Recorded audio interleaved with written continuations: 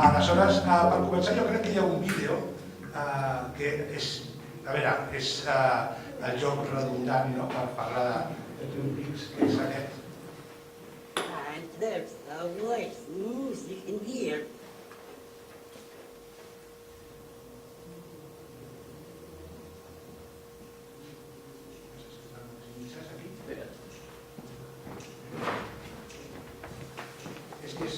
Sí, un show directe. És Apple i d'aquest no coneix el Simpson. Vale, sí, és veritat, ho has dit. Sí, abans m'ho ha estat ensenyant. Sí, ja està, aquí perfecte. Ja està. And there's a voice music in here.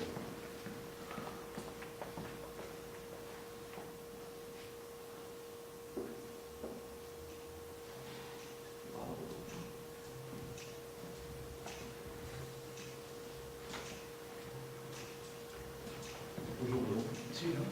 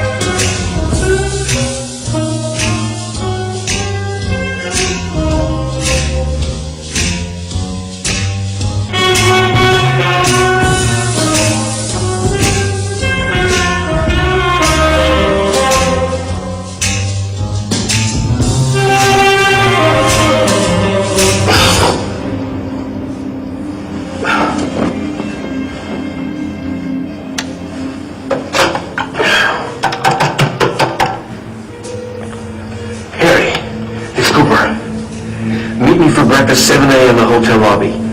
I know who killed Laura Palmer. Bé, doncs, per què he posat aquest vídeo? Doncs perquè quan algú li diu... Fantàstic. Doncs quan algú li dius Twin Peaks, no? Quina imatge recorda? Jo crec que la majoria, almenys és el meu cas, pensa en el nan ballant, no? I... A veure... Sí, aquí hi ha algun... Aquí. Sí, això és el Power? No, no. Això és Twin Peaks, per tant, la realitat i la... Aquí, això, fantàstic, ja està. Doncs, quan penses en Twin Peaks és el nan ballant, no? Jo crec que és una imatge que quasi tothom té. I aquest pòster africà de Twin Peaks crec que ho demostra molt clarament. No sé si sabeu la tradició que hi ha dels pòsters africans a les pel·lícules, on cadascun té la seva... O sigui, tenen una forma molt particular d'entendre-ho. Si us fixeu, hi ha dues noies, no? En Twin Peaks surten noies molt maques. Hi ha la dona amb el tronc, que té, bueno, el tronc li han afegit una cara. El de sota amb el barret no sabem si és el xèrif o és el de l'FBI, però està clar que qui té el protagonisme és el nan. El nan, aquí sí, muntat a cavall i amb una metralleta. Hem de dir que en els pòsters, també passa amb els pòsters pakistanis, tots tenen un tio muntat a cavall amb una metralleta. Per tant, el personatge principal de la pel·lícula és pels africans també el nan, no? De totes formes, Twin Peaks no va ser la primera sèrie que tenia elements estranys. Us posaré dos exemples. Una és una que a mi m'encanta, que és el The Prisoner, que és de finals dels 60, on un agent secret queda tancat en un lloc que és la villa i no pot sortir, entre altres coses, perquè el persegueix una bola gegant. Una altra sèrie estranya i que en cert punt té un punt de connexió amb Twin Peaks és Dark Shadow. Fa poc el Tim Burton va fer un remake, però que tenia molt poc a veure amb la sèrie. Això era un culebron diari que va arribar a tenir més de 600 episodis, era una família del sud dels Estats Units, però tenia un element estrany perquè un dels personatges era un vampir, no? Que era el Barnabas Collins, que és el senyor, veieu que està concentrat a sota de la O, i clar, un culebrot amb un vampir era una cosa estranya. Això sí, cap d'aquestes dues sèries va tenir l'impacte amb la gent o amb persones que ha tingut Twin Peaks. Per exemple, quan buscava informació em vaig trobar que fa cosa d'any i mig es va fer un crowdfunding per un documental, aquest Northwest Passage, no l'he vist, crec que ja està acabat, però no l'he pogut veure, on s'explica la història d'aquest noi, el que hi ha al costat de la foto, que vivia al poble on es va rodar Twin Peaks i es va obsessionar molt amb la sèrie i després es va obsessionar amb Laura Palmer fins al punt que va voler imitar la seva vida. I clar, imitar a la Laura Palmer vol dir ficar-te en un món de drogues i de prostitució. Aquest és el cartell de la pel·lícula i, de fet, ho diu, però Twin Peaks pot afectar una persona per la decisió? Òbviament no, la gent ja està previst, o sigui, quan un li donaria igual a aquesta persona que està malament del cap o té un problema, li donaria igual que fos Twin Peaks com que fos Bob Esponja. I de fet els productors d'aquesta obra són els productors d'un documental molt bo que és el Room 237, que parla del Resplendor. És curiós perquè quan vaig posar el cartell vaig veure que hi ha un nexe estètic entre Twin Peaks i el Resplendor, com és el terra amb el dibuix geomètric. Aquí tenim el terra de Twin Peaks. Doncs a ROM 237 el que es parla són de 5 persones diferents que estan obsessionades amb el Resplendor. Una veu tot un missatge subliminal sobre l'extinció dels natius americans. Una altra persona explica que ell el que veu són missatges sobre l'Holocaust. Hi ha una tercera persona que explica que tot està ple de missatges secrets on Kubrick confessa que va ser ell qui va rodar el viatge a la Lluna, que l'home no va anar mai a la Lluna, sinó que aquelles imatges estan fetes per Kubrick. I la persona que sembla més normal és una noia que està obsessionada amb els laberints, però al final veus que també està absolutament mal del cap. Bueno, mal del cap, té una paranoia i una obsessió molt gran. Òbviament, el que es dona més sovint és el fenomen dels fans. Aquí tenim la visita de Laura Palmer i de Bob al Japó. Fa molta gràcia que hi ha una noia plorant d'emoció perquè té el Bob al cantó.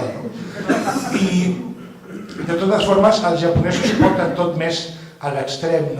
I això que veieu són imatges d'un funeral que van fer de Laura Palmer. Quan Laura Palmer va morir al Japó li van muntar un funeral i de fet l'actriu va anar-hi. I vaig trobar una declaració seva, que és aquesta, que explica que era una cosa molt estranya, que veure un nino de cera. I aquí teniu una imatge més gran del funeral, com veieu va venir molta gent. De totes formes, cal dir que els japonesos, que són incomprensibles per nosaltres, la cultura oriental, moltes vegades, ja ho fan això de fer funerals. I precisament quan estava recopilant aquestes fotos em vaig trobar amb aquesta, que és una foto del funeral d'un personatge d'anime, el John Wolfen, i la sèrie era No Hagashi Show, no la conec, però sembla ser que al Japó no és estrany poder fer un funeral sobre un personatge de ficció que està mort. I una altra forma de sortir al carrer afectat per una sèrie és, per exemple, protestar. Això és la protesta que no va estar preparada dels fans de Star Trek quan el 1968 es va cancel·lar Star Trek. Veieu que a més és gent molt contenta, és Califòrnia, el 1968, i anaven a protestar però anaven amb guitarres. Jo crec que això és bo anar amb guitarres per protestar perquè la protesta és tan lúdica que de fet Star Trek segueix més viu que mai. Per tant, jo crec que els va funcionar com una mena de ritual.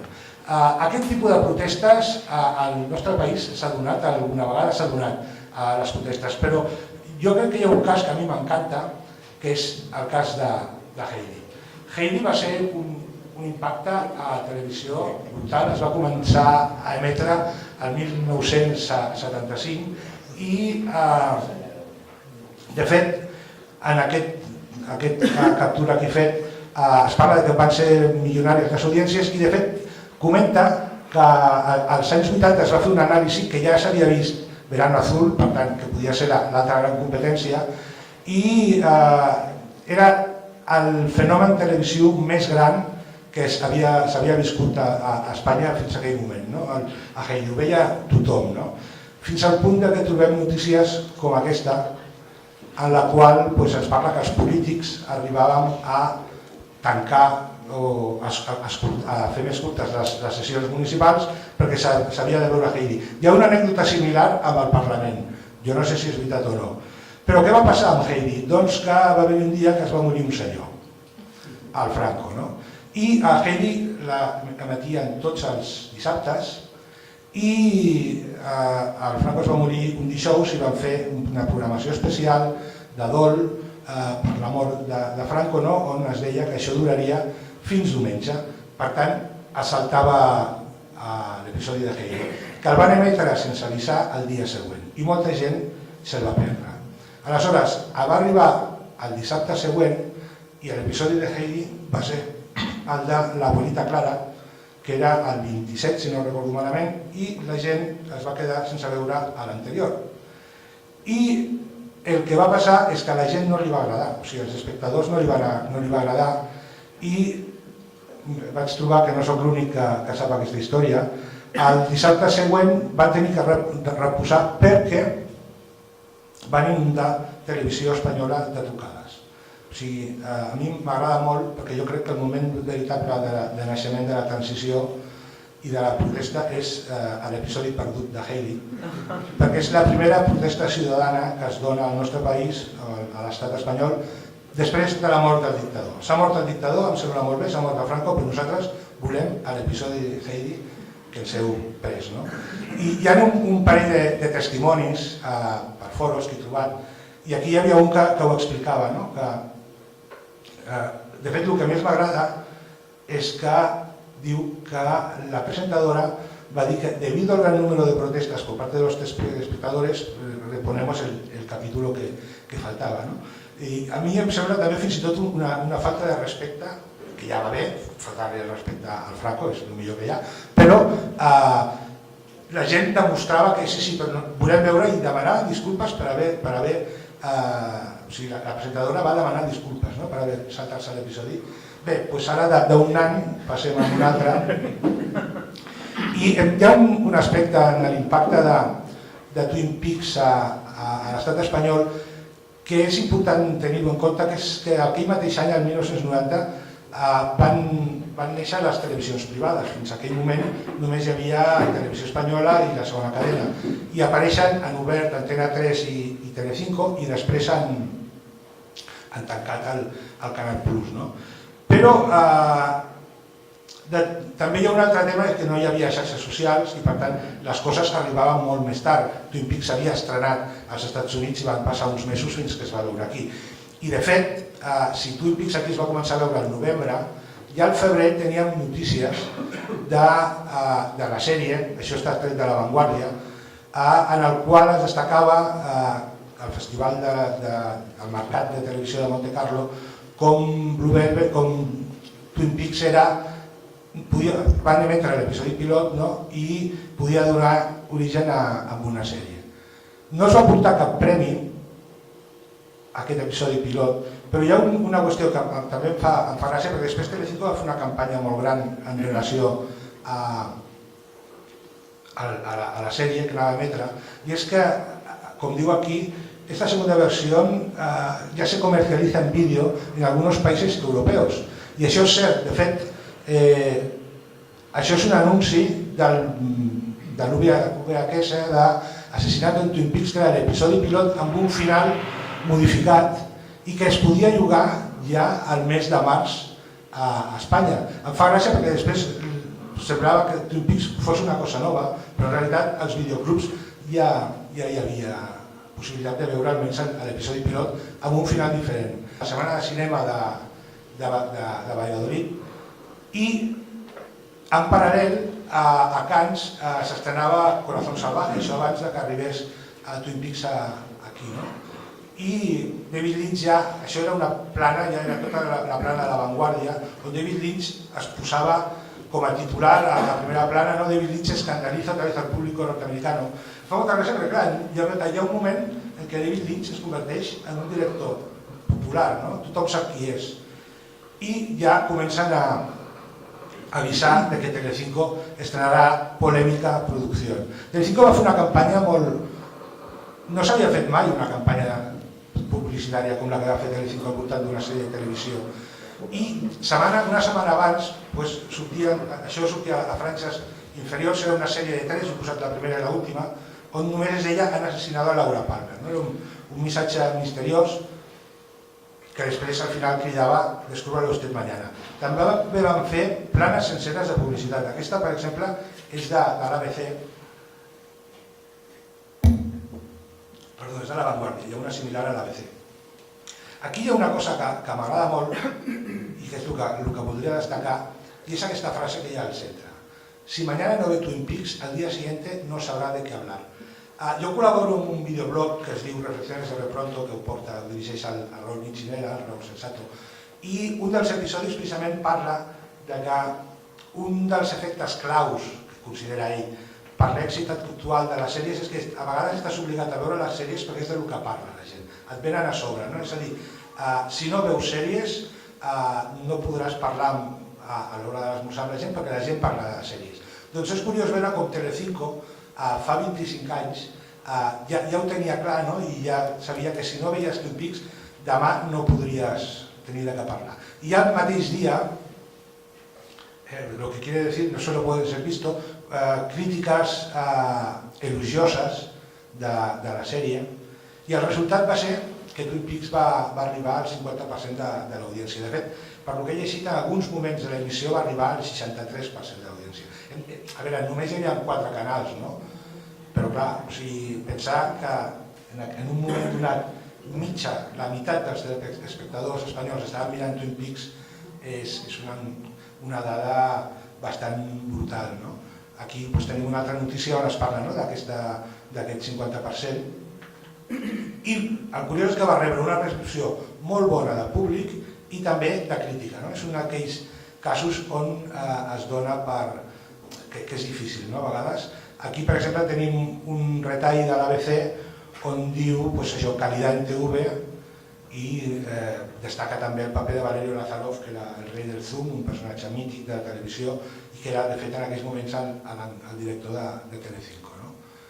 Sortien crítiques als diaris, això explora el lado oscuro, i diu que era un... Aquí m'agrada perquè parla de les làgrimes, formen part molt important de Twin Peaks, i és cert perquè a Twin Peaks, almenys el primer episodi, aquí s'està prenent en sèrio l'element dramàtic, tot i que de seguida, quan avança la sèrie, aquest element dramàtic es distorsiona molt, de manera molt tipus Lynch, estic pensant en l'enterrament de la Laura Palmer i tots aquells moments amb la música romàntica que hi ha entre el romanç, entre l'amor entre el motorista i la filla, ara no me'n recordo el nom, que el Lynch ho porta molt a l'extrem però sense que es noti, però jo crec que en el fons, és evident, s'està rient o està fent ironia sobre aquest tipus d'històries a la televisió. Això és tota una plana de José Luis García parlant de Twin Peaks a l'ABC. És un text llarg on ell ja diu, això és quasi bé primer o segon episodi, que el menys important és l'amor de la Laura Palmer. O sigui que el García ara ens reiem molt amb el García, però hi havia un moment que el García era una persona bastant coherent i no havia fet encara el de Sherlock Holmes a Madrid. I aquí ho donava, és important perquè el García tornava a sortir. Va ser considerada una obra d'art i com veieu es va comparar David Lynch a diaris, a La Vanguardia se li va comparar amb Poe, però també amb Balzac, amb Dalí, i es considerava un artista. De totes formes, no tothom estava d'acord, això em fa molta gràcia, diu, esto ya es pasarse, i després recordava que cuánto daño hizo Luis Buñuel. Em fa gràcia perquè els crítics serios no mencionen a Luis Buñuel en els diaris i el que ho menciona és algú que està dient no, Twin Peaks no es tan bo com pensa la gent, porque Luis Buñuel ha hecho mucho daño.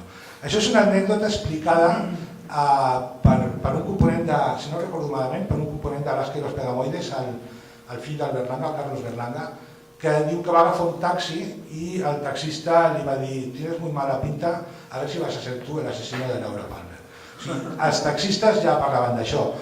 El grau de popularitat perquè una sèrie te la comenti un taxista ja és important. De fet, Telecinco s'alimentava també de Twin Peaks, perquè això és Telecinco Dígame, que ho feien, era el magazine que feien al migdia, si no recordo malament, que va convidar a Marc Frost i a dos dels actors de la sèrie, van anar venint, no?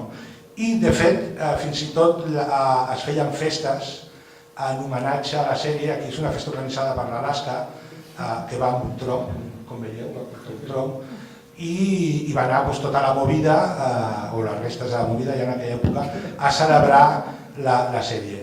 A La Vanguardia també s'explica una altra anècdota que mai s'ha pogut certificar, però li han donat crèdit perquè de fet un dels programadors de Telecinco ha confirmat que era cert, i és que els Reis se'n van anar de viatge i van demanar una còpia de Twin Peaks a Televisió Espanyola de l'episodi perquè se l'havien perdut, no? I després també tornarem a la monarquia. La última noche Twin Peaks, aquí anem a l'única sèrie que feia competència a Twin Peaks en aquell moment era Cristal. Cristal era també una telenovela venezolana, si no recordo malament, i clar, aquí estan destacant que era comparable, no? I de fet aquí tenim el TP amb Cristal, i en aquesta crítica feien una observació, i és que la mateixa gent que veia Cristal era la mateixa gent que veia Twin Peaks. Fins al punt que Telecinco va dir: bueno, pues este otoño nuestro culebrón es Twin Peaks y está filmado por David Lynch. Això també és publicitat a una plana dels diaris. O sigui, com a campanya publicitària és molt gran, però també li donava una importància. Tenir tota una plana de diari és important. Aleshores arribem al moment en què s'emet l'últim episodi de la primera temporada. Aquí, com veieu, ja diu la història interminable, però quadro de pesadilla, un auténtico museo de los horrores. A La Vanguardia sortia aquest article del Víctor Miramela que es titulava ¿Quién mató a Laura Palmer? Això el dia que s'emetia aquest episodi.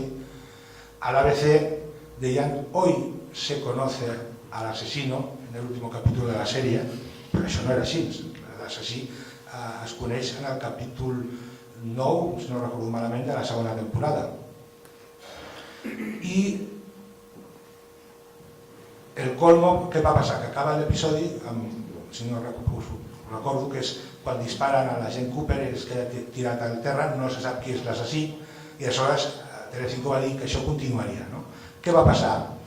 Les llamades telefòniques van col·lapsar Telecinco perquè la gent volia saber qui havia matat a Laura Palmer i no tenien resolució.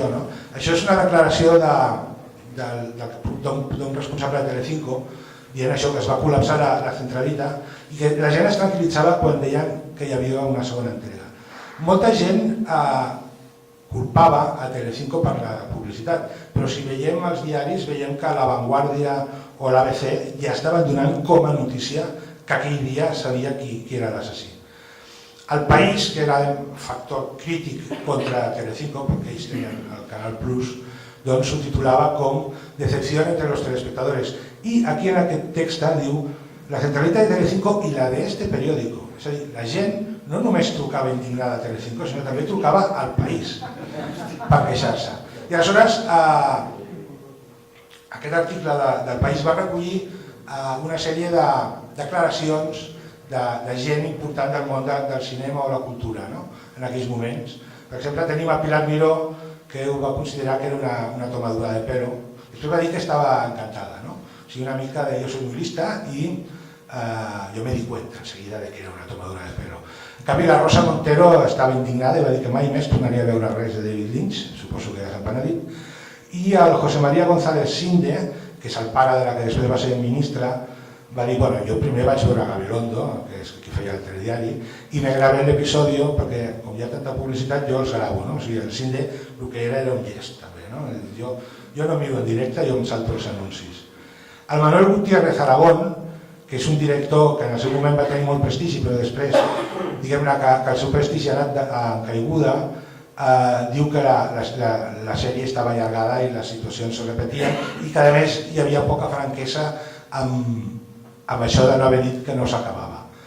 Perdó, hi havia l'Antonio Mercero, que era el de Verano Azul, no? I que s'havia sentit frustrat. Aleshores, fixeu-vos en aquest mateix article, clar, quan aquí s'emet aquest episodi, als Estats Units ja s'ha emès l'episodi on es diu que és el pare, no? O està a punt d'emetre's, ara hauríem de mirar-ho, però fixeu-vos en la frase que fa el País, la que he posat en negreta, que diu, l'argument es complica més, ¿no?, en lo que s'ha vist als Estats Units, introduciendo el asesinato de la prima por parte del padre de la fabulosa difunta, que repite todas las circunstancias que rodearon la muerte de su hija. O sigui, això és un spoiler, clarament, no? En aquella època el tema dels spoilers, ara ho veurem, no era com ara. De fet, Telecinco el que va fer, a més per seguir agafant audiència, va dir, a veure, qui ha escrit millor i no s'ha queixat d'aquest final sobre Twin Peaks? José Luis García. Pues un programa de 2 hores de José Luis García explicant les claus de Twin Peaks. De fet, el programa es va anunciar als diaris, com la mateixa sèrie. Aquí tenim, Luis García comenta los momentos más significativos i aquí tenim un retall on diuen más Twin Peaks. De totes formes, seguien havent-hi també articles crítics, no?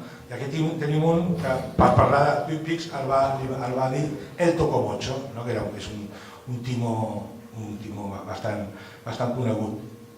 Parla això del soberano Chasco, capítulo Camero, con José Luis García de còmplice, o sigui, una cosa molt dura. També va venir cartes al director. Per exemple, aquí tenim una carta al director del País, diu que el senyor David Lynch no s'ha tomat el pelo, però a més es fica en la part de baix amb els intel·lectuals que han dit que allò era molt bo, quan en realitat Twin Peaks, deia aquesta senyora, no era més que un culebrón com els altres i que a sobre es prenia el pèl. Després es produïen les típiques cadenes en el qual, per exemple, aquesta persona deia amb una altra que deia que a més estava rodat amb unes llums, que allò no estava ben fet, que li deia, i que a més l'assassinat de Laura Palmer no s'havia resolt. Aquí tenim un altre lector que deia tu el que has de fer és llegir el cine segon Hitchcock i saber el que és un MacGuffin. MacGuffin és aquella trampeta que hi ha en un argument però que en realitat no és l'important de la pel·lícula, que Hitchcock ho feia molt. De totes formes, aquest impacte no afectava a la popularitat de la sèrie, perquè al cap d'una setmana a l'ABC li dedicava un quadern central, el dominical, això era els dissabtes, si no recordo malament, que eren 8 pàgines dedicades a Twin Peaks, que es deia aquest article, per exemple, Todos Poderosos. I un dels articles més xulos que hi ha dins aquest especial que va treure a l'ABC va ser aquest de Rappel, on deia que ell havia vist que l'assassí era l'agent Andy. Va predir el futur i que no podia ser, o sigui que aquell tan tonto tenia que ser l'assassí. Com veieu, la capacitat eliminatòria de Rappel és important. I tornem al País, entre l'emissió de la primera i la segona temporada treu aquesta notícia sobre que, clar, als Estats Units ja Twin Peaks ja comencen a tenir problemes amb els productors, amb la cadena. I fixeu-vos que aprofiten el paràgraf final per dir se perdió toda la emoción cuando se supo que el padre fue quien la mató. És a dir, estaven ja fent un spoiler en tota regla. De fet, no va ser l'únic, com deia, aquest és un extracte d'un estudi que hi ha en PDF, per la red que diu que al Mundo va venir una carta queixant-se de que 10 minuts la revista va dir també qui era l'assassí. He estat buscant aquest exemplar de 10 minuts i no l'he trobat. Si no recordo malament, sortia en portada. No era la portada, però en un titular. El asesino de Laura Palmer és su padre. I era una carta escrita al Mundo, que el Mundo també havia dit en titulars, com diu a baix, un article va publicar que és el asesino de Laura és su padre. Però bueno, ja us dic que el tema dels spoilers en aquella època no era el mateix, perquè el Supertele, per exemple, en Chanquete se muere el domingo. L'impacte, o sigui, no hi havia por, la gent era, no tenia la pell tan fina, no? Amb això de saber. Això estava als quioscos, no? Bueno, els quioscos americans, en canvi, tenien el Rolling Stone o el Playboy. És a dir, l'impacte de Twin Peaks és mediàtic i arriba a molts llocs, també al Japó, com heu vist, i també hi ha productes paral·lels, no? En una sèrie de televisió en aquells moments tampoc eren habituals, són uns productes diferents. Per exemple, aquí tenim l'anunci de La Vanguardia de que es publicarà el Diario Secreto de Laura Palmer i aquí la publicitat. Sembla ser que va ser un bestseller, que per el que he pogut veure es va esgotar la primera tirada i va haver un moment en què era difícil de trobar. I de fet, si buscant per tota col·lecció, els preus que té no és car, però tampoc és barat. És que la primera edició la venen per 20 euros, 18. De totes formes, a mi hi ha un parell de productes que m'agraden més, i per exemple un és aquest no el vam arribar a veure, que era un casset amb els missatges que gravava a la gent Cooper per la seva secretària. Doncs això va arribar a sortir als Estats Units i es va vendre bé. I un altre que també m'agrada, perquè jo soc molt de jugar, també és de l'època, va ser el joc de taula de Twin Peaks. Hi va haver un moment en què arribava la segona temporada al nostre país, i ja avisaven de la nona audiencia y en el episodio número 9 se desvelará quién es el asesino. También recordaba que el desenlace abierto de la primera parte dejó perplejos e irritados a muchos telespectadores. També es podia dir, per exemple, l'ABC deia vuelve el desconcierto. Twin Peaks ja era una sèrie de qualitat, però hi havia desconcert, creava, no era racional. I, de fet, fixeu-vos aquí també un spoiler civilino, que és la identitat de l'asesino, una persona muy cercana a Laura Palmer. I, per exemple, a La Vanguardia també sortia aquest article, El cuento de nunca acabar. O sigui, ja es començava a veure una percepció crítica una mica després de les queixes que havia tingut. O sigui, ja Twin Peaks ja no era la rehòstia, sinó que ja començava a ser el desconcierto, és el cuento de nunca acabar, i era la notícia, o sigui, la forma d'enfocar-ho ja començava a ser més crítica. Per exemple, aquest Mas Madera, aquest article és d'una pàgina, això sí, seguia ocupant pàgines, o sigui, podies criticar-ho, però li dedicaves tota una pàgina al diari perquè la gent volia parlar. I Telecinco feia la mateixa campanya perquè emitia un episodi resum.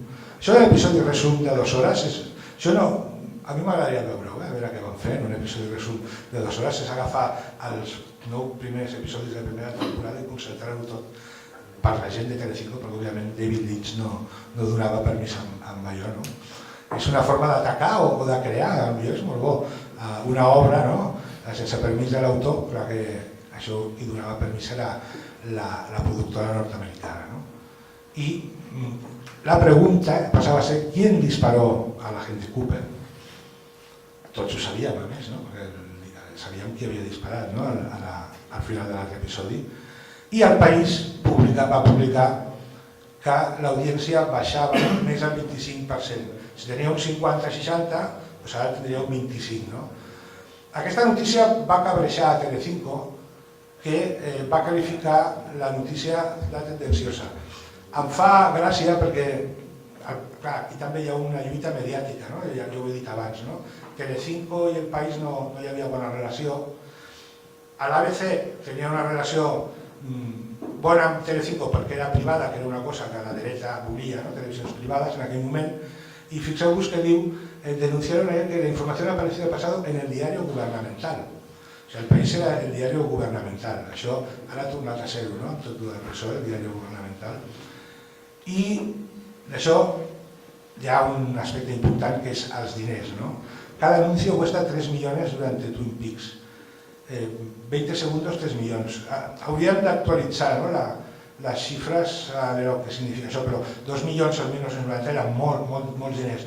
Aquí compara les tarifes en prime time i deien que eren 2 milions, o sigui que ho triplicàvem per 3. També el tema publicitari va donar per una altra sèrie de cartes als diaris i d'articles sobre, per exemple, Fernández Santos, que era el crític del País en aquells moments, va dir que el que estaven fent era massacrar la sèrie, i el Carles Benpar, que havia iniciat una campanya en contra de la publicitat, li va escriure en resposta dient que és que Twin Peaks estava rodada ja pensant que tindria anuncis, o sigui, els talls estaven ben pensant. El dolent és el que feien amb altres pel·lícules com El hombre del oeste d'Anthony Mann. D'altra banda, per Telecinco era molt important Twin Peaks perquè era el que li donava qualitat. Perquè penseu que Telecinco era Hay de Calor, Tutti Frutti, Las Mamachicho, i el plus de qualitat, que a més és una cadena que acabava de néixer, ho tenia amb Twin Peaks i amb el telediari, que era un telediari que en aquells moments era tota una novetat perquè no era el telediari de Ràdio i Televisió Espanyola, que era l'únic que hi havia. També aquí tenim un altre article on diu que la principal causa de deixar de llegir és la televisió i que la culpa la tenen programes adocenados com Twin Peaks o l'Esclava Rosaura. És una encadenació molt heavy, no? M'ha agradat molt. Però clar, Telecinco, per exemple, celebrava el seu aniversari amb un especial amb Julio Iglesias i allà també anava la Julie Cruz a cantar el tema de Twin Peaks. O sigui, enmig d'una celebració amb les Mamachicho, el Cacao Maravillao, Julio Iglesias i Julie Christie. Això és molt lynchiano, He de dir que jo crec que això és molt... O sigui, amb això estic segur que el David Lynch donaria la seva aprovació. I, clar, l'efecte, i sobretot a l'episodi on l'efecte és molt important perquè per primer cop Telecinco era la cadena més vista. Clar, hem de pensar que va ser la primera vegada que una cadena privada superava en audiència a Televisió Espanyola i portava només un any. I al moment es produïa en la franja que era el Telecupón, Su Media Naranja i Twin Peaks. O sigui, és curiós, no? Perquè la mateixa gent que veia Su Media Naranja es quedava a veure Twin Peaks, no? És fascinant, no? Ara no es quedarien, jo crec. Amb això eren més gestos abans. I va arribar el moment en que Telecinco revela esta semana que mató a Laura Palmer. Y para quien sepa leer, en sus líneas, Ray Wise, el padre de la víctima, llega a España. I abans, com ja venien fent, hi hauria un especial. Perquè no només per fer l'especial no només va venir el Ray Wise, sinó que va convidar altres actors de la sèrie, l'actor que feia del professor Jacobi. Fixeu-vos, em fa molta gràcia que en aquesta foto, darrere, al costat de la noia, hi ha el David Soul, que era l'Starkey Hatch, que està allà com s'ha colat, de fons de la foto diu, i té un espontani el David Soul. Bueno, va venir a fer promoció de Twin Peaks, és curiós, no? I Ray Wise no reveló el secreto de Twin Peaks. Jo crec que qui no sapigués a aquelles alçades que l'assassí era el pare, era una persona que no sabia veure els indicis que li estaven donant, no? I el dia següent, no era mayordomo. Tanto dar tumbos para que al final el asesino fuese el padre. Va decebre una mica que fos el padre, entre altres coses perquè ja tothom ho sabia, no? a pesar de la revelación de anoche, aquí se'n fa... Perquè aquest no es va quedar conforme, no? Diu, no és suficient, no? Diu, la sospecha diu, porque tiene que haber más. El padre pertenecía a alguna secta, la imagen contribuye a la observación, sabemos que él fue el asesino, però en realitat, ¿quién es el siniestro? O sigui, deia, no, això no es pot haver acabat aquí, té que haver-hi més coses, no? Hi havia opinió, no? Deia que, bueno, el que ja havia dit el García, que en realitat l'important no era saber qui era l'assassí. De totes formes, per la sèrie, aquell moment marca un abans i un després, no? El que ve després, a mi m'agrada molt, però ja no és el Twin Peaks que veia la gent, no? I això va fer que caigués l'audiència. De totes formes, Telecinco seguia posant publicitat als diaris. Si crees que ja lo sabes todo, te sorprenderàs, no? Si hi ha més coses. I el resultat d'aquesta segona tanda d'episodis, que aquí es va dividir en dos, perquè la segona tanda d'episodis són 22 la segona temporada, o es considera la segona temporada de 22 episodis, però aquí es va partir per la meitat i hi havia una segona temporada i una tercera, que era Twin Peaks el desenlace, no? La tercera. Però, clar, l'evolució de Twin Peaks després de revelar-se a qui era l'assassí, diu, no? Aquí diu que está resultando cada vez más onírico y està molt plena de somnis de la Jane Cooper, i aquesta notícia deia que exprimir el limón, ¿no? Y esto no hay quien lo sufra, ¿no? Es el principi del paràgraf segon que hi ha a la segona columna. Esto no habrá quien lo sufra, el cúmulo de situaciones absurdas que ha llegado la nueva entrega, o sigui, hi havia una... ja s'anava a criticar la sèrie, no ja directament. Els crítics de televisió, pocs eren els que la defensaven. Arribava l'últim episodi de la segona temporada, no? I s'anunciava, però ja que hi hauria més episodis, deia que hi havia més episodis per d'allò, però aquí la dada és que, tot i així, la mitjana d'audiència havia estat del 38,1, que era una audiència considerable, no? I arribaria la tercera, el desenlace, que ya promocionaban, ¿no? amb el Bob, ¿no? Todo el mundo habla de él, pero nadie le conoce. Ya crec que els creatius publicitaris ja no tenien tanta força, ja no... els costava més, no? Com cridar. Però seguia havent qui ho defensava, ¿no? Twin Peaks es la serie más carismática de los 90 y marca un hito en la evolución estética y artística, ¿no? O sigui, aquí li estan donant el que és, no? O sigui, això el que diu és cert, no? Però quan acaba la temporada, hi ha qui fa aquesta notícia, no? Alivio. Por fin terminó Twin Peaks. Aleshores, a partir d'aquí, també hi ha la caiguda, perquè què va passar, a més? Que els darrers episodis de Twin Peaks, com diuen aquí s'explica al segon paràgraf, ja no van ser el programa més vist, perquè el programa més vist va ser un documental, un docuficció, que era sobre la història de la Chile Lauro, que era un bar que van segrestar. Doncs Antena 3 amb allò va guanyar amb audiència a Twin Peaks. La derrota de Twin Peaks i de Telecinco, que un documental del que ningú se'n recorda, li va treure el tro d'audiència a Twin Peaks. I en aquell moment ja Twin Peaks ja passava a formar part de la cultura popular, i també de la cultura popular en aquell moment també per riure una mica, no?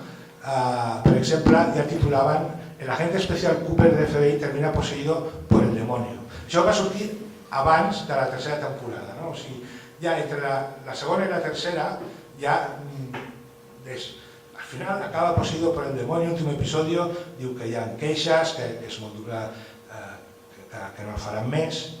També sortien articles còmics com aquest a l'ABC, on barrejaven Twin Peaks amb la secta Edelweiss, que era una secta que en aquells moments havia fet coses dolentes amb nens, de Hill Hill i del Gal, i ja feien cachondeo.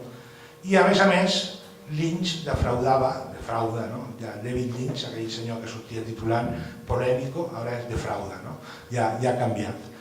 Tot i així, Telecinco, al cap d'un any, va reposar la sèrie. És molt curiós veure l'evolució de l'horari en la qual la posen, perquè va començar a les 11 de la nit i va acabar relegada a les 3 de la matinada. Perquè per mig va anar... Bueno, ja en parlaré de seguida. De totes formes, a Rússia s'estrenava amb èxit en aquells moments i realisme i paral·lelisme entre l'atmosfera opressiva de la sèrie. Em sembla que en el llibre del Mark Frost es comenta que Gorbachev, no sé si això ho vaig llegir fa un parell de dies, no sé on, que Gorbachev li va demanar a Bush pare que li digués, sisplau, qui era l'assassí de Laura Palmer. Però també la gent se'n recordava, no?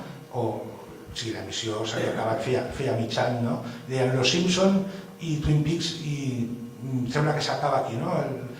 L'impacte de Twin Peaks s'acaba, no tindrà més transcendència. L'última frase, en 1990 li va servir per ser canonitzat com el último postmoderno americano virgen. Això és David Lynch, no? També va servir per rebautitzar, li van anomenar la generació Twin Peaks, no? I juntaven Spike Lee, Tarantino. Tarantino no ho citen, però té molta influència també per als diàlegs. Situacions inconexes, vaig una mica ràpid aquí. Aquí deien que ja podria aprendre del que va passar amb Twin Peaks, la caiguda en l'audiència, ja podria aprendre Maria Teresa Campos. S'estrenaven pel·lícules guients pel productor de Twin Peaks, quan aquesta pel·lícula no està produïda pel productor de Twin Peaks. Es feia la referència de la moda invade la televisió i es deia l'èxito de Twin Peaks està clave en això. I aquí es comenta que El silencio de los corderos, una crítica, és filla directa. Aquí hi ha una persona que diu que Basic Instinct també és filla directa de Twin Peaks, però que eren millor les pel·lícules dels anys 50. Aquí diu que els polítics s'avorren perquè l'hemiciclo no és Twin Peaks. Això ja comença a fer un canvi, perquè es converteix Twin Peaks en un tema redundant. Decenas de simpatizantes del alcalde, este pueblo pronto parecerá Twin Peaks. Aquí es parla d'un judici, hi ha una maestra asesina y como en Twin Peaks se juega en el caso con los periódicos. Aquí una noticia desgraciada, Raquel luchó hasta la muerte para evitar ser violada y es evidente que está imprevisto Twin Peaks. Això eren 3 pàgines de La Vanguardia sobre l'assassí de la Vall d'Uixó. Y aquí deia, y algunos no pueden reprimir el símil de Twin Peaks porque para trobar un cadáver al riu i parlaven de Twin Peaks. Però hi ha un cas on es va vincular a Twin Peaks des del primer moment, que va ser Alcácer. En aquest exemplar de la revista Tiempo, per exemple, es deia que convirtió la localidad de Catarroja en un particular Twin Peaks valenciano. Es parlava d'Alcácer en sèrie, o sigui, Twin Peaks i Alcácer es van vincular de seguida. També donava noms a pubs, el pub Twin Peaks. Clar, després et trobes amb notícies com aquesta. Impacto por la matanza de Texas entre moteros en el bar Twin Peaks. Això és el moment en què la realitat comença a colar-se amb la ficció i aquí tenim l'11S, que és el moment clau que marca un canvi de realitat a ficció. Dies abans, o mesos abans, havia sortit aquesta imatge, hi ha moltes imatges. La ficció estava avisant que passaria alguna cosa. Algunes vegades amb el monstru de les galletes, també. I ara passem a parlar una mica ràpid de realitat i ficció, perquè amb aquella notícia dels motoristes, els diaris moltes vegades agafen les notícies com si fossin pel·lícules de sèrie B. O sigui, quan nosaltres veiem aquesta portada de l'ABC, per molts estem habituats, sabem tot el que implica, perquè hem vist pel·lícules com The Crisis, que tenim tot un esquema muntat del que implica un contagi. Quan veiem un home blanc, hem vist moltes pel·lícules d'aquesta mena. O, per exemple, això és Fu Manchu, fixeu-vos en el cartell, i els jihadistes en portada es presenten com si fossin Fu Manchu. És evident el vincle que hi ha entre el jihadista que desafia a Occidente i Fu Manchu desafiant a Occidente. O l'assalt a la reixa de Melilla, i aquesta comparativa es va fer molt, amb World War Zombie. I es parla de zombis amb temes bancaris, amb drones que es poden convertir en legions de zombis, en dispositius que poden ser zombis, Però clar, la realitat sempre supera la ficció. Reno Zombie con àntrax de la Segona Guerra Mundial causaria mort. Quan passa això, què fem? Podem emmarcar la realitat amb adjectius. És quan acudim, això és real, però està molt modificat, el titular és molt trampós, amb paraules com kafkiano, per definir dicha situació absurda i angustiosa. Aquí tenim una imatge de Kafka enfadat per l'ús. Situació kafkiana en les platges de Torrevieja. Jo quan veig les planes de Torrevieja, aquesta foto, penso més aviat en Ballard, que seria un altre adjectiu. El ballardiano és un escriptor on la imatge de Torremolinos, que és on va viure i tal, estaria molt present. Ballard, per exemple, és l'autor de Rascacielos, de Crash o de La jungla de l'asfalto. També s'usa aquí, no tant, però ja existeix la paraula dickiano, això està tret un pantallazo, per indagar l'entorn a la realitat que percebim, la realitat real, i també la paranoia. El tema de lo dickiano, al cinema, últimament no es parla tant de dickiano perquè Matrix agafa això i el que ara diem moltes vegades és hay un error en Matrix. Com demostra, això és un error en Matrix i aquí tenim un altre error en Matrix. Tenim també, clar, l'adjectiu lynchiano. Això està agafat d'una pàgina italiana, però després m'han recordat que en el llibre de Foster Wallace, a l'Amo Libertido, hi ha un article sobre David Lynch que diu que lo lynchiano és ironia, és una visió irònica de lo macabro convertido en rutina. I tot i així, hi ha qui encara segueix posant al seu bar Twin Peaks. Jo quan penso en un bar que es diu Twin Peaks, m'imagino un puticlub, una habitació de puticlub.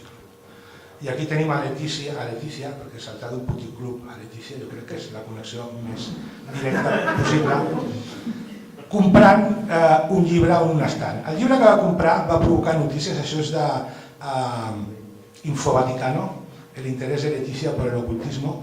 La reina Letícia, fan de l'oscurantismo literario, i és perquè s'havia comprat un llibre de l'Alan Moore. És curiós perquè l'Alan Moore no té adjectiu. Tenim lynchiano, kafkiano, ballardiano, dickiano, però no hi ha adjectiu de l'Alan Moore. Aquí, en aquest llibre, l'Alan Moore és dels llibres que parla de màgia i diu que l'art és màgia. O sigui, la veritable bonus de la màgia és convertir-la en art. I de fet parla de la ideasfera, diu ell, que és el món de la imaginació, que és un món real, perquè tothom acudeix a la imaginació o als autors, i de fet hi ha personatges que van a buscar-ho. Aquest llibre és molt bo, Caos i Màgia. A partir d'aquí treu un exemple que a mi m'encanta, que és el Doctor Who, com a personatge de ficció que es comporta com un ésser viu. Per què? Perquè els guionistes del Doctor Who actual o del Renaixement és gent que veient Doctor Who va decidir voler ser escriptor. Aleshores, diguem-ne que el Doctor Who en certa forma va buscar sobreviure influenciant la gent que l'escriuria en el futur. Un d'ells va ser l'Alan Moore. Això no seria l'únic personatge, per exemple, això és Sherlock Holmes. A Sherlock Holmes el van matar, però la seva força el va obligar a tornar. Els lectors ho reclamaven, ja saben la història, també hi havia pastitxes de Sherlock Holmes que no estaven fets per ell. També hi ha una pel·lícula, que és Asesinato por Decreto, on Sherlock Holmes es troba amb Frank el Destripador. I l'Alan Moore té un còmic molt bo, que és From Hell, on diguem-ne que també és màgia, que el Jack el Destripador el que fa és tot un ritual màgic per fer que el segle XXI sigui el que ha sigut. O sigui, és tot un acte màgic perquè el segle XX sigui com ell desitja. Diguem-ne que el segle XX és com és perquè Jack el Destripador va fer màgia. Això del ritual màgic amb crims, per exemple, a Seven també passa, perquè recordem que Seven, a l'assassí, el que fa és vol que la gent vegi a partir del seu un ritual de mostrar els 7 pecats perquè la gent vegi que viu en una societat podrida i canviï la seva forma d'actuar.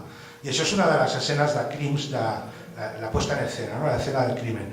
He de dir que a Twin Peaks hi ha una escena, hi ha diverses, però és també influència per Seven pel tema de la puesta en escena.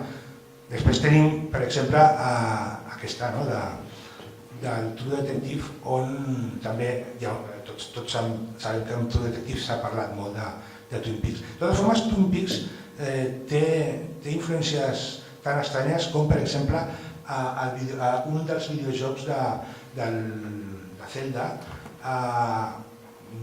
de Nintendo, que de fet ja sabem de l'impacte que va tenir al Japó, i els propis autors diuen que efectivament aquest episodi, o sigui, aquest videojoc, el Link Exchange, no me'n recordo, està inspirat en Twin Peaks. També Silent Hill és un altre videojoc que s'inspirava en Twin Peaks, i bueno, això ja és Expediente X, és també una altra influència de Twin Peaks. Aquesta em fa gràcia perquè, clar, el protagonista havia sortit vestit de dona a Twin Peaks, i aquí dius, bueno, si partim de la base que potser amb Twin Peaks estava fent màgia, treure amb un dels actors d'una sèrie futura disfressat de dona és molta màgia amb humor que provoca coses, no? Perquè, clar, per exemple, aquí tenim un dibuix del Levi on és home i dona, no? I aquest tipus d'imatge té paral·lelismes en Twin Peaks. Aquesta és una imatge de Twin Peaks que m'encanta. I, bueno, si veieu, hi ha un nexe icònic molt similar. De fet, a Twin Peaks hi ha un moment en què diu que estan fent màgia, i ho diu molt clarament, que és quan reuneix a la gent en un bar i diu, he provat de tot, l'ama, tècniques seductives, i ara farem màgia. I és amb màgia on descobreix qui és l'assassí. I quan diu farem màgia, a més, paf, hi ha un destello, no? Aleshores, la pregunta és,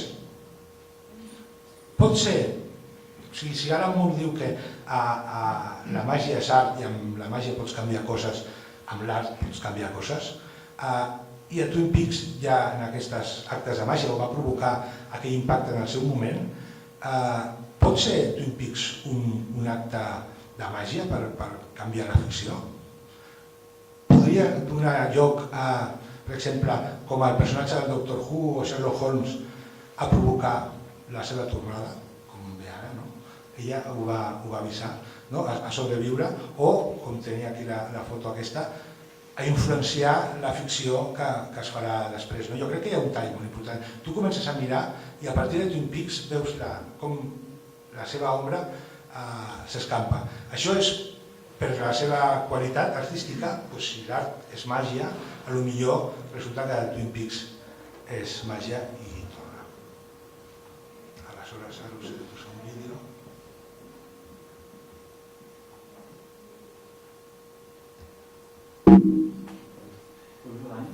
No.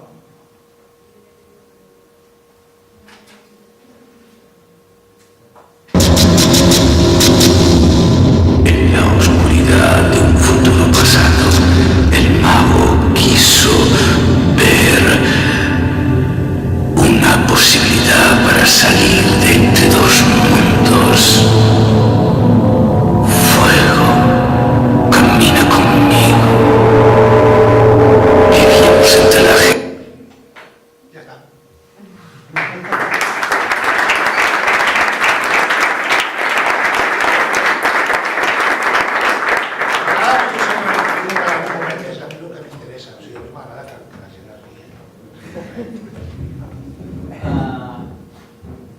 Gràcies. Fem un moment de descans mentre preparem un tinglado aquí per agrair-li la xerrada al Dani. Li he preparat una sorpresa, que farem un retrat en directe per un il·lustrador. Ara entrarà temes de màgia que dius, que t'acabarem de sorprendre. Cafè, dònuts, preparem això i comencem. Ara tenim el Francisco J. Pérez i el Javier J. Valencia. Jo crec que això, sense saber que les dues persones que després estaran saben més la màgia de Twin Peaks que jo. Ara quan em sentin, segurament em diran, això no ho sé. Doncs ens hi posem ara.